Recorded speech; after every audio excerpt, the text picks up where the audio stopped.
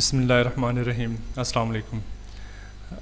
हम चैप्टर 16 का part 2 start करेंगे और पार्ट 1 में हमने फाइनेंशियल लिवरेज तक पढ़ा था और उससे पहले हमने ये सारे application of over three form example हमने किया था to calculate degree of operating leverage.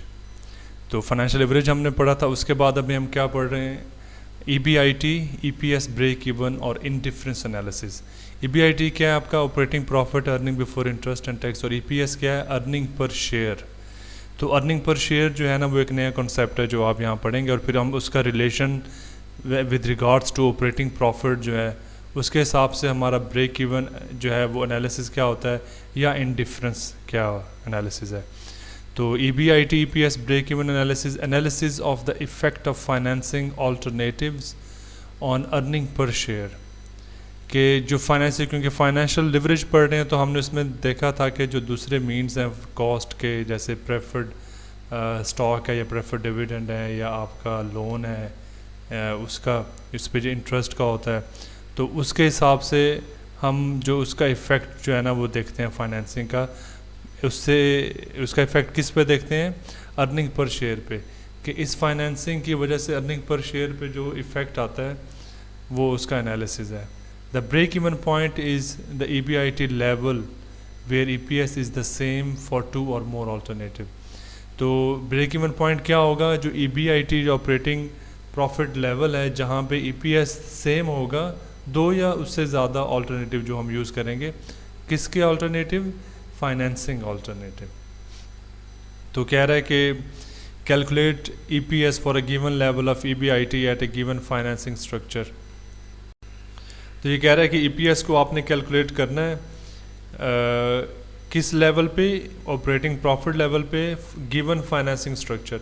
तो फाइनेंसिंग स्ट्रक्चर जो है ना वो दिया होगा जिसमें आपका कॉमन शेयर जो इक्विटी है वो होगा, प्रेफर्ड डिविडेंड होगा, आपकी टैक्सेशन होगी वो, तो उस हिसाब से आप EPS जो है ना वो कैलकुलेट करें। तो EPS क्या होगा,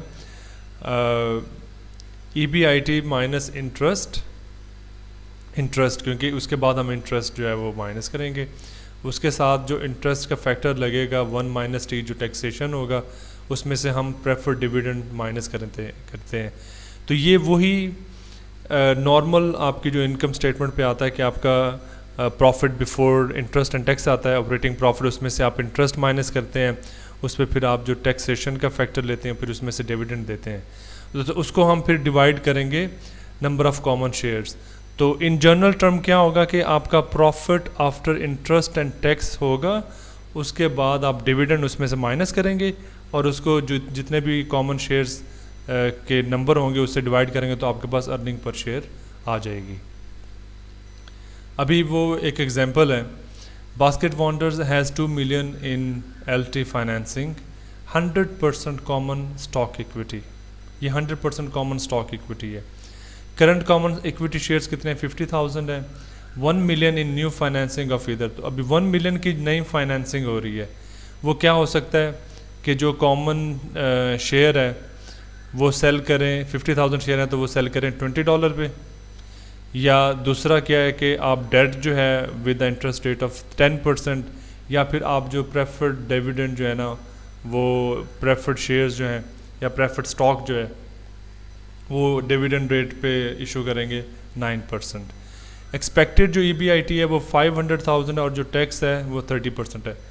तो ये आपके पास डिफरेंट वैल्यूज़ दे दी गई हैं क्वेश्चन में। अभी जब हम इसको कंपेयर करेंगे तो हमने कहा था कि हमारे 2 या 2 से ज़्यादा फाइनेंसिंग अल्टरनेटिव, तो यहाँ पे हमारे पास फाइनेंसिंग अल्टरनेटिव कितने हैं पहले वो देख लें कि हमारे पास एक इक्विटी का है, एक डेट का है जिस पे इंटरेस्ट आएगा, और एक प्रेफर्ड स्टॉक है जिस पे हम डिविडेंड पे कर रहे होंगे 9%। तो ये हमारे डिफरेंट फाइनेंसिंग जो अल्टरनेटिव्स हैं। तो अभी हम एक्सपेक्टेड EBIT से शुरू करेंगे कैलकुलेशन और हम पहुँचेंगे after operating profit after interest and tax and after paying dividends. तो उसको फिर हम नंबर ऑफ़ शेयर से डिवाइड करेंगे तो हमारे पास EPS जो अर्निंग पर शेयर आएगा, जो कि ये फार्मूला है। ठीक है, तो इस पे हम दूसरा सिनेरियो जो है ना वो एज्यूम करेंगे EBIT का कि 150 है। तो ये क्या, second analysis using 150 operating profit rather than expected EBIT. तो ये एक्सपेक्टेड ईबीआईटी और फिर हमने एक और कंपैरिजन के लिए हमने एक 150,000 का वो किया, तो ताकि हम फिर उसकी बेस पे ग्राफ भी बना सकें और जो इसके वेरिएबिलिटी है उसको इंटरप्रेट कर सकें। तो हमने अभी कॉमन स्टॉक इक्विटी अल्टरनेटिव जो है ना फाइनेंसिंग का, हम उसकी बेस पे चल रहे हैं। तो वो क्या है, आपका ऑपरेटिंग प्रॉफिट है, उसके बाद ये इंटरेस्ट नहीं है, इस पर कोई इंटरेस्ट नहीं होता तो इंटरेस्ट ज़ीरो आएगा। तो अर्निंग बिफोर टैक्स कितनी आ जाएगी, 500,000, 150,000, उस पर टैक्स आपका 30% इन्होंने बताया हुआ इनकम टैक्स रेट। तो इस पर 30% टैक्स लग जाएगा, तो ये आपका टैक्सेशन के बाद अर्निंग आ जाएगी, अर्निंग आफ्टर टैक्स। उसके बाद डिविडेंड आपने पे नहीं किया क्योंकि ये सिर्फ कॉमन स्टॉक इक्विटी है। तो ये याद रहे, preferred dividend, normal dividend, preferred dividend. तो उसके बाद आपकी इनकम आ गई आफ्टर जो टैक्सेशन, इंटरेस्ट और डिविडेंड्स। तो ये आपकी 350,000 होगी। नंबर ऑफ़ शेयर्स कितने हैं, 100,000, नंबर ऑफ़ शेयर्स 100,000 है। और वो आपको कैसे पता चला, ये इक्विटी कॉमन इक्विटी है और फिर 50,000 जो है ना आपने और जो है ना वो सेल किए हैं $20 पे, ये 1 मिलियन को अटेन करने के लिए। तो 50,000 जो पहले कॉमन इक्विटी शेयर और 50,000 जो आपने इस ऑल्टरनेटिव से जनरेट किए हैं, तो कितने हो गए, 100,000 शेयर्स। तो 100,000 शेयर्स जब आप इसे डिवाइड करेंगे तो अर्निंग पर शेयर आपकी 500,000 ऑपरेटिंग प्रॉफिट के हिसाब से 3.50 आएगी और 150 के हिसाब से 1.05। अभी आप जब इसका ग्राफ बनाएंगे तो इसमें जो फाइनेंसिंग अल्टरनेटिव है आपका, वो कॉमन इक्विटी आप इशू कर रहे हैं, कॉमन स्टॉक। तो आपका ये अर्निंग पर शेयर है, ये आपकी ईबीआईटी इन थाउजेंड्स है। तो जब आपका ईबीआईटी जो है 150,000 था तो आपकी अर्निंग पर शेयर 1.05 है। जब आपकी ईबीआईटी जो है ऑपरेटिंग प्रॉफिट 500,000 है तो आपकी अर्निंग पर शेयर 3.50 है। तो ये आपने एक चार्ट ड्रॉ कर दिया, very easy to do that. उसके बाद हमारा जो सेकंड फाइनेंसिंग अल्टरनेटिव था वो लॉन्ग टर्म डेट अल्टरनेटिव था। लॉन्ग टर्म डेट अल्टरनेटिव का मतलब है कि आपने इंटरेस्ट पे करना है। तो आप ऑपरेटिंग प्रॉफिट से स्टार्ट करेंगे। ये सेकंड ऑप्शन आप ऐसे ही एज इट इज़ जो है वो ले लेंगे for to draw the chart and to do the interpretation with the comparison.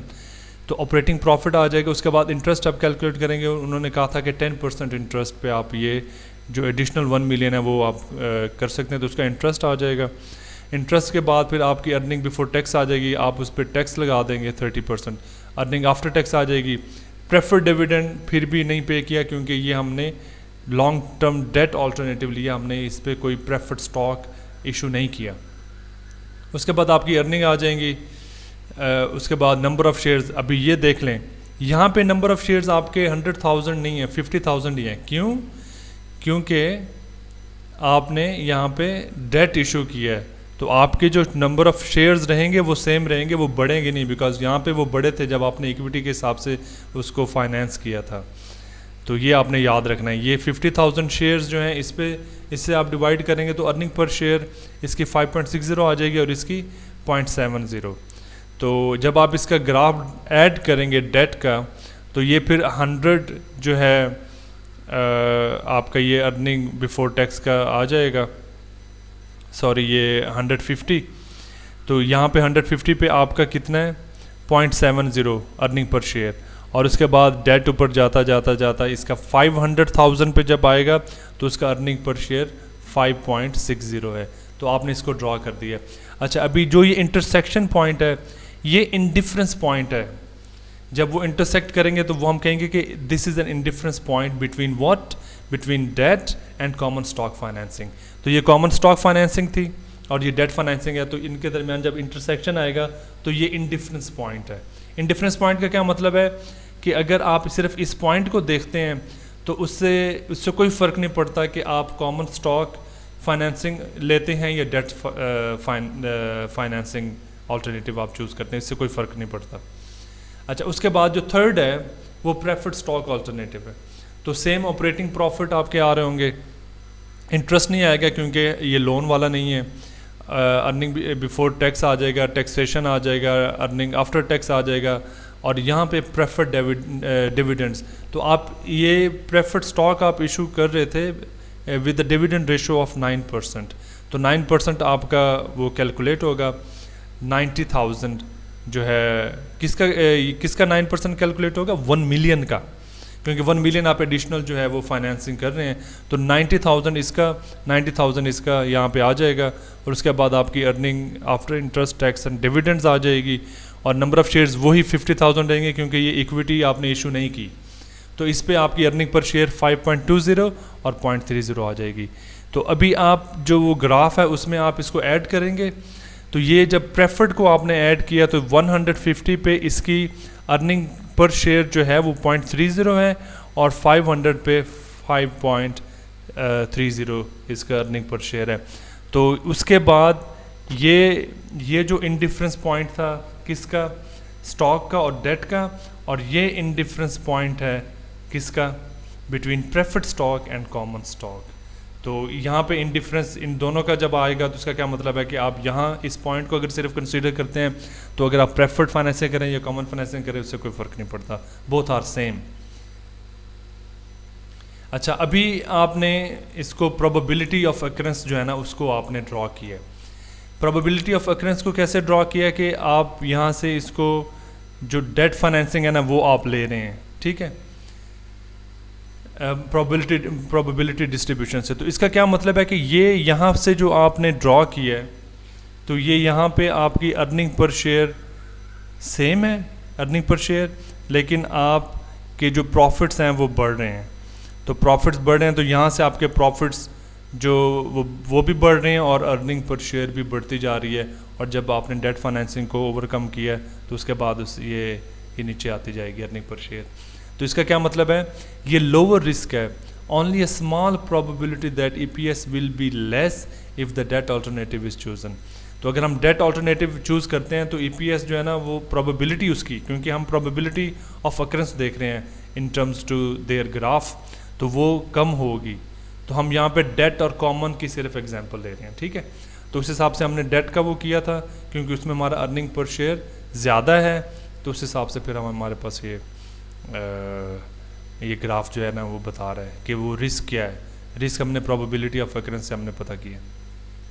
अच्छा, उसके बाद डेट और कॉमन का जब आपने ये जो प्रोबेबिलिटी है वो ड्रा किया, तो इस प्रोबेबिलिटी में क्या है कि आपके जो बढ़ रहा है अर्निंग पर शेयर भी बढ़ रहा है और आपके ऑपरेटिंग प्रॉफिट भी बढ़ रहे हैं। तो ये जो शेडेड एरिया है ये हाई रिस्क है। A much larger probability that EPS will be less if the debt alternative is chosen।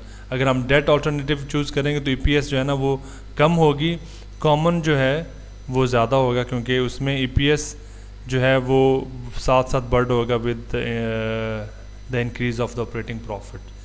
तो ये रिस्क की मतलब इंटरप्रिटेशन थी as with regards to different financing alternatives.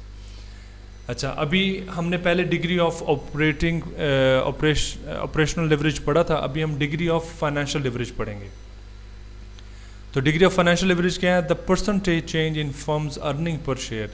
क्योंकि earning per share of financial leverage में earning per share calculate करते थे, तो उसमें कितने परसेंट चेंज होगा जब आपका ऑपरेटिंग प्रॉफिट विद 1% चेंज हो। तो ऑपरेटिंग प्रॉफिट के 1% चेंज होने से फर्म की अर्निंग पर शेयर में कितने परसेंट चेंज आएगा, उसको हम क्या कहते हैं, डिग्री ऑफ फाइनेंशियल लेवरेज। तो हम इसको कैलकुलेट कैसे करेंगे, percentage change in earning per share divided by percentage change in operating profit. तो ये कैसे कैलकुलेट होगा, इज़ वेरी इजी। आपका कॉन्सेप्ट अगर डेवलप होगा then it's very easy to derive the formula. तो आपके ये percentage change in earning per share EPS, तो ये आपका आ जाएगा degree of financial leverage EBIT of X number of dollar. तो EBIT आ जाएगा ओवर EBIT। तो इसमें क्या आएगा, EBIT माइनस इंटरेस्ट, उसके बाद आप फैक्टर करेंगे preferred dividend over 1 tax, 1 over 1 - T जो टैक्सेशन आएगा। तो ये फैक्टर प्रेफर्ड डिविडेंड का है और उससे पहले आपने EBIT से इंटरेस्ट माइनस करना है। तो इसको उन्होंने एक्सप्लेन भी किया, EBIT की earning before interest and tax, I जो है आपका इंटरेस्ट है, PD प्रेफर्ड डिविडेंड्स है, T कॉर्पोरेट टैक्स रेट है। ठीक है, तो ये आप इस तरीके से जो डिग्री ऑफ फाइनेंशियल लिवरेज है वो आप कैलकुलेट करेंगे। अच्छा, उसके बाद अभी हम ये कैलकुलेट कर रहे हैं, तो अभी बेस्ड ऑन इक्विटी ऑल्टरनेटिव, जब हमने इक्विटी से इसको बढ़ाया था तो उस बेस पे हम इसकी वैल्यूज़ को कैलकुलेट करते हुए हम बताएंगे कि डिग्री ऑफ फाइनेंशियल लिवरेज कितना है। तो EBIT हमारा वो आ गया, वो हमने वैल्यूज़ यहाँ पे भी पुट कर दी। इंटरेस्ट उसमें ज़ीरो था क्योंकि इक्विटी था, डिविडेंड भी उसमें ज़ीरो था, और उसमें क्योंकि 1 माइनस तो टैक्सेशन भी वो उसका इफेक्ट नहीं आ गया, क्योंकि टैक्सेशन का इफेक्ट किससे आना है, डिविडेंड या इंटरेस्ट से। तो ये हमारा 1 आ जाएगा। तो इसमें जो हमारी डिग्री ऑफ फाइनेंशियल लिवरेज है, अगर हम इक्विटी जो अल्टरनेटिव यूज़ करते हैं फाइनेंसिंग का, तो उसमें हमारी डिग्री ऑफ फाइनेंशियल लिवरेज 1 आएगी। उसके बाद हम सेम फार्मूले से कैलकुलेट करते हैं डेट अल्टरनेटिव की। डेट अल्टरनेटिव की आप वैल्यूज़ पुट करते जाएंगे, तो उसमें आपका इंटरेस्ट आ जाएगा 100,000, क्योंकि 10% आपने डेट अल्टरनेटिव जो फाइनेंस लिया है। तो प्रेफर्ड डिविडेंड स्टिल ज़ीरो, और स्टिल जो टैक्स है इस पे ज़ीरो आएगा, क्योंकि आपका इंटरेस्ट बिफोर टैक्स कैलकुलेट होता है। तो उसका जो इफेक्ट आएगा वो बिफोर टैक्सेशन आएगा, जैसे कि इक्विटी में भी था कि टैक्स भी ज़ीरो था, प्रेफर्ड डिविडेंड भी ज़ीरो था, और जो आपका जो इंटरेस्ट है वो भी ज़ीरो था। लेकिन अभी यहाँ ये डेट अल्टरनेटिव का यूज़ कर रहे हैं, तो इसमें इंटरेस्ट आपका आएगा, अदर जो प्रेफर्ड डिविडेंड भी ज़ीरो है और टैक्स भी ज़ीरो, उसका कोई फ़र्क इस पर नहीं पड़ेगा। तो 500,000 ओवर 400,000 1.25। तो डेट अल्टरनेटिव फाइनेंसिंग की जो डिग्री ऑफ फाइनेंशियल लिवरेज आई है वो क्या आई है, 1.25। उसके बाद थर्ड प्रेफर्ड डिविडेंड का है, उस पर आप वैल्यूज पुट करते जाएंगे। EBIT minus zero, interest zero है, डिविडेंड बिल्कुल 90,000 है। तो डिविडेंड आपका कब पे हुआ है, आफ्टर टैक्स।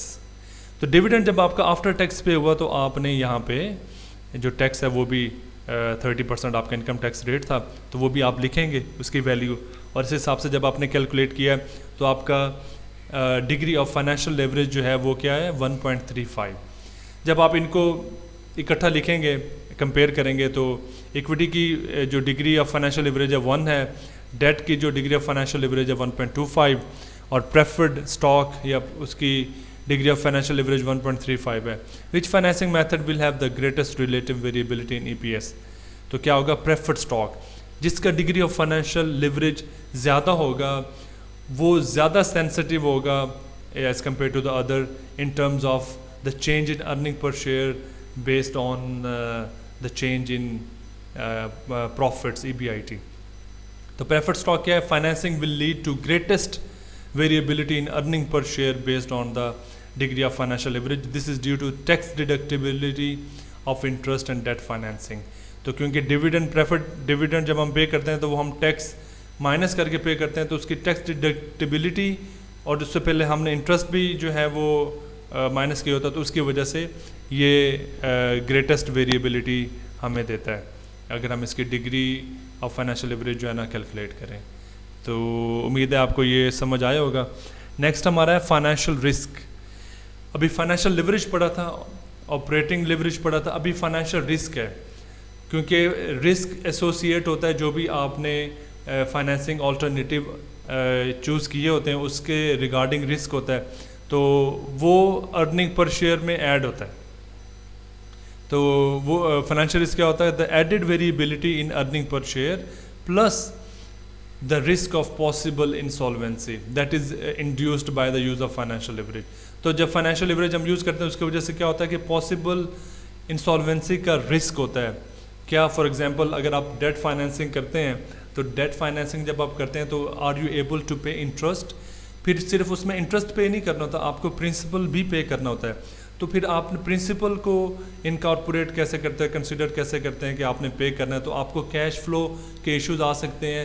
उसमें फिर आप रेशियोज कैलकुलेट करेंगे कि अगर आपके प्रॉफिट्स आर एनफ कि आपकी डेट की कॉस्ट को पूरा कर सकते हैं और प्रिंसिपल अमाउंट भी पे कर सकते हैं, तो वो आपको फाइनेंसिंग करनी चाहिए नहीं करनी चाहिए। उससे फिर इंसॉल्वेंसी कैश फ्लोज के इश्यूज आ जाते हैं, और इंसॉल्वेंसी जो है ना उसका रिस्क होता है। तो उसके रिस्क को फिर हम ऐड करते हैं with the variability of earning per share. Debt increase, वही चीज़ जो मैंने आपको बताई मैं आपके लिए रीड कर देता हूँ, वो एग्जांपल्स भी जो हमने पहले की उनको एलेबोरेट किया हुआ with regards to this concept.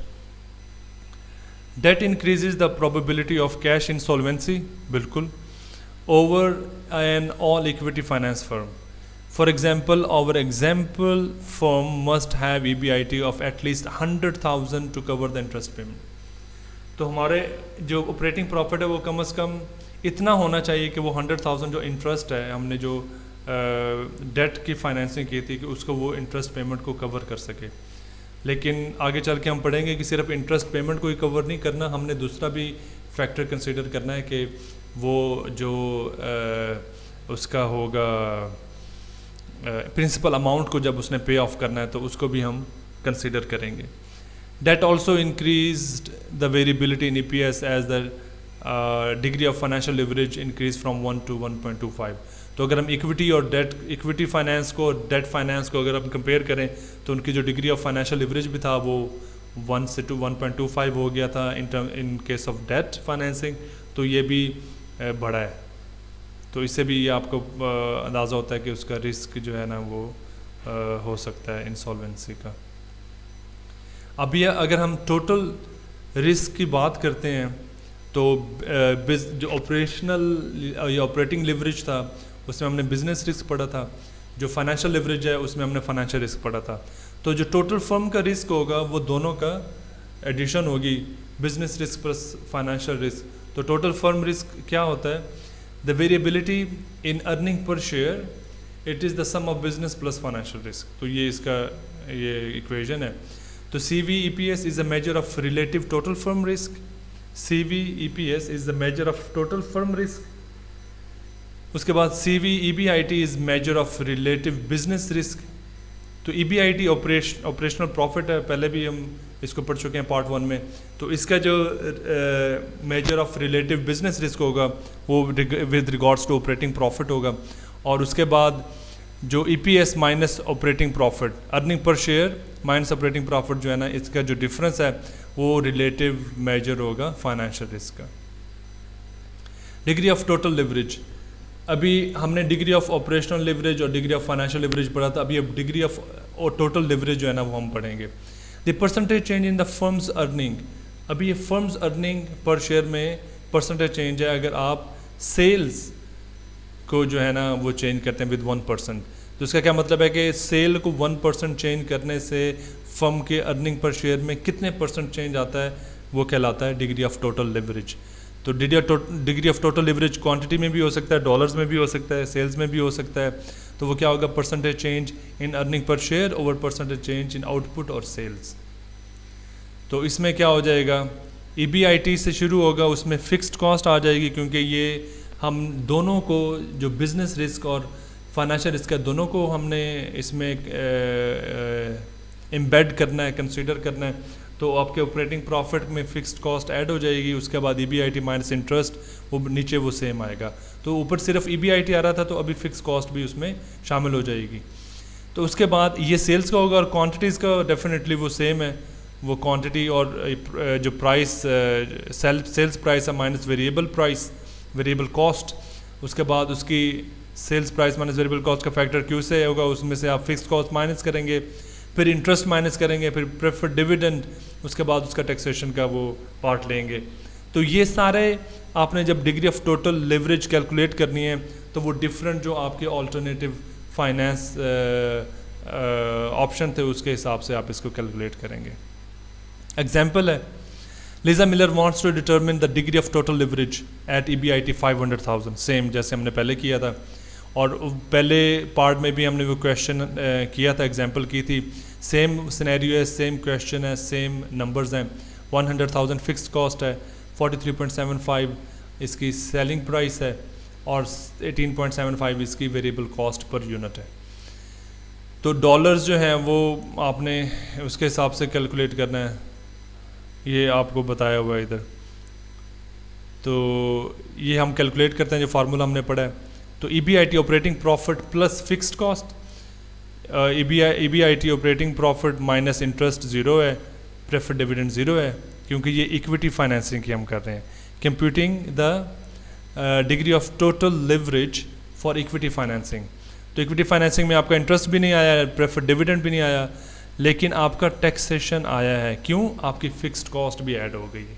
ठीक है, तो ये टोटल हम क्योंकि कैलकुलेट कर रहे हैं, तो इसमें फिर हम टैक्सेशन का लेंगे पार्ट, क्योंकि इक्विटी भी उससे डिस्टर्ब हुई है। तो 1.20 इसका total degree of total leverage आ जाएगा बेस्ड ऑन इक्विटी फाइनेंसिंग। जब डेट फाइनेंसिंग हम देखेंगे तो उसमें फिर आपका इंटरेस्ट आ जाएगा, प्रेफर्ड डिविडेंड ज़ीरो आएगा, लेकिन आपका टैक्सेशन आएगा। तो टैक्सेशन इसमें सब में आएगा। तो ये 1.50 आ गया। उसके बाद आप इसमें इक्विटी और डेट फाइनेंसिंग का कंपेयर करेंगे तो आप अर्निंग पर शेयर भी लिख देंगे और जो डिग्री ऑफ टोटल लिवरेज भी लिख देंगे। तो ये क्या कहता है? Risk versus return. तो रिटर्न आपका ईपीएस है और रिस्क उसमें कितना है, वो आपकी degree of total leverage of the firm. तो compare the expected EPS to the degree of total leverage for the common stock equity financing approach to debt financing approach। तो फाइनेंसिंग इक्विटी है, date है, EPS equity में 3.50 था, degree of total leverage is 1.20।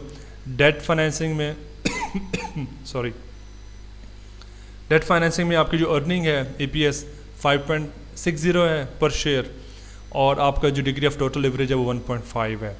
Greater expected return higher EPS comes at the expense of greater potential risk. आपको याद होगा कि शुरू में जब हम फाइनेंस का ये लेक्चर सारे हम रिकॉर्ड कर रहे थे, उसमें मैंने आपको बताया था कि हायर रिस्क हायर रिटर्न्स।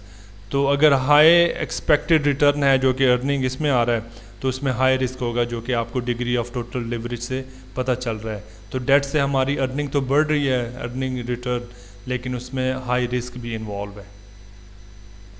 अच्छा, अभी फिर क्या कहते हैं कि what is an appropriate amount of financial leverage. कि appropriate amount of financial leverage क्या, उसमें एक कॉन्सेप्ट यूज़ होता है डेट कैपेसिटी। डेट कैपेसिटी क्या मतलब है कि वो मैक्सिमम अमाउंट है जो कि फर्म उसको यूज़ कर सकती है एडिक्वेटली और अप्रोप्रिएटली उसकी सर्विस को यूज़ कर सकती है। इसका क्या मतलब है कि फर्म वो कैपेसिटी कि जिस पर वो इंटरेस्ट और उसकी प्रिंसिपल अमाउंट को पे ऑफ कर सके, तो वो उसका मैक्सिमम अमाउंट होता है जिस पे वो डेट की सर्विस को यूज़ कर सकती है, तो वो उसकी डेट कैपेसिटी कहलाती है। Firms must first analyse their expected future cash flow. तो इसके लिए क्या होना चाहिए, फर्म को पता होना चाहिए कि उनके एक्सपेक्टेड फ्यूचर कैश फ्लो जो है वो कितने हैं, उसको एनालाइज करना चाहिए।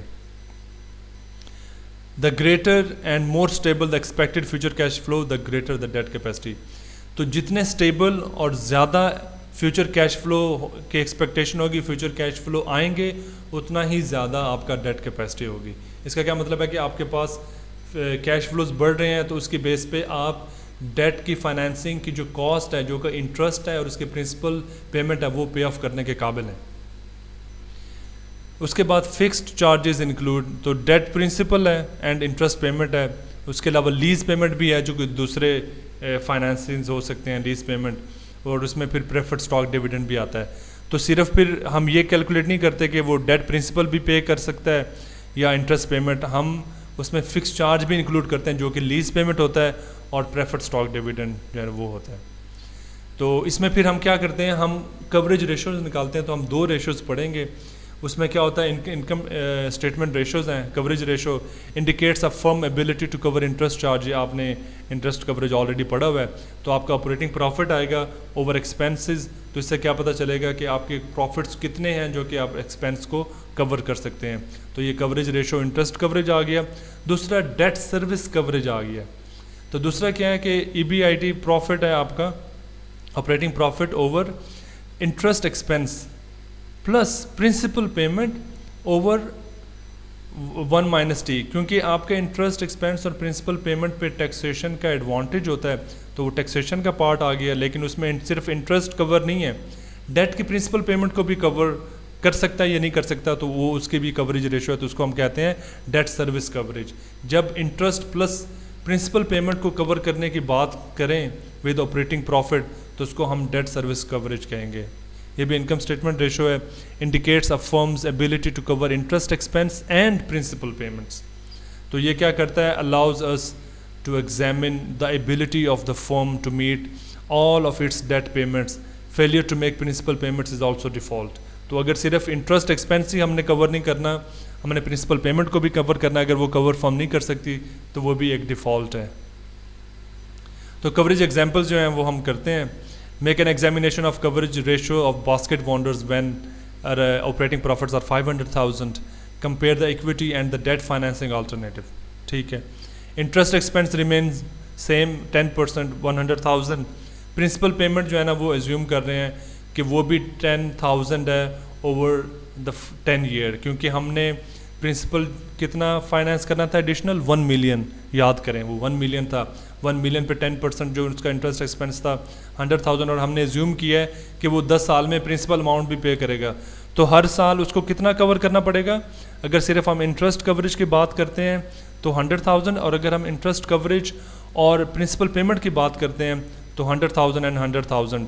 लेकिन फिर हम किसको इंक्लूड करेंगे? फिक्स्ड चार्जेस को भी इंक्लूड करेंगे, जो कि लीज पेमेंट्स है और प्रेफर्ड स्टॉक डिविडेंड है। तो ये एग्जांपल हम कैलकुलेट करते हैं। तो इंटरेस्ट कवरेज जो होगा इक्विटी का इनफाइनाइट है, डेट कवरेज रेशो भी इनफाइनाइट है, डेफिनेटली उस पर कोई कॉस्ट इंटरेस्ट आप पे नहीं कर रहे, कोई प्रिंसिपल पेमेंट पे ऑफ नहीं कर रहे इक्विटी पे, तो ये इनफाइनाइट इसमें आएगा। जो डेट है इंटरेस्ट कवरेज वो क्या होगा? 500,000 ओवर 100,000 5, और डेट सर्विस कवरेज क्या आएगा? 500,000 डिवाइडेड बाय 200,000, तो ये 2.50 आ जाएगा। तो क्या होगा कि the firm actually has greater risk than the interest coverage ratio initially suggest. तो इंटरेस्ट कवरेज रेशो में तो लग रहा है कि ये बिल्कुल कवर करेगी, लेकिन जब हमने प्रिंसिपल अमाउंट ऐड किया है then it becomes half, then there is a greater risk that it might default. अभी कवरेज रेशो की एग्जांपल है फर्म बी, फर्म ए।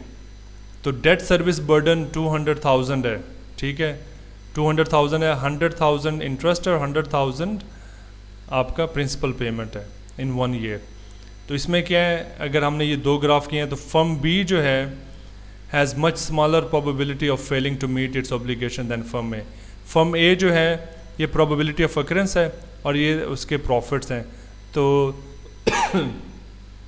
उसके प्रॉफिट्स ऐसे बढ़ रहे हैं और फिर कम हो रहे हैं, और फर्म बी के प्रॉफिट्स 500,000 पे पूरे कंप्लीट हो गए हैं, ऊपर गए हैं। तो इसका क्या मतलब है कि फर्म बी जिसमें प्रोबेबिलिटी ज़्यादा है किसकी? टू जनरेट द प्रॉफिट्स, ये ऑपरेटिंग प्रॉफिट है, तो ये प्रोबेबिलिटी ऑफ अकरेंस है।